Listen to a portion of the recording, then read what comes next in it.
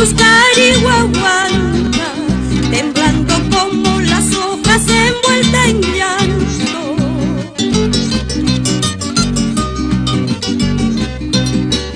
Surgen mil rayos, tronando sordos, rompiendo en mil pedazos copos de sangre, rompiendo cristales en días de lluvia, peñitas de sangre india por su justicia, envueltas en su huifala de lucha humilde.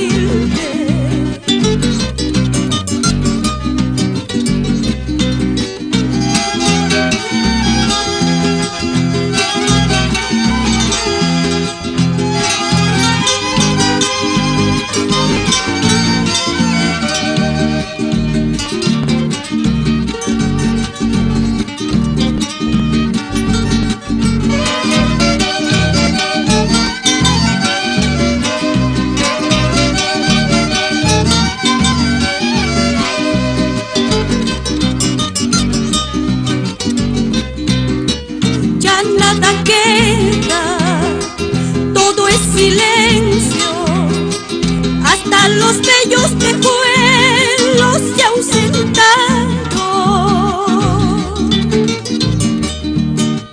Solo se sienten quejidos tristes de aquellos que perecieron luchando solos, cargando Golgota arriba su llaga herida, cargando Golgota arriba su llaga herida.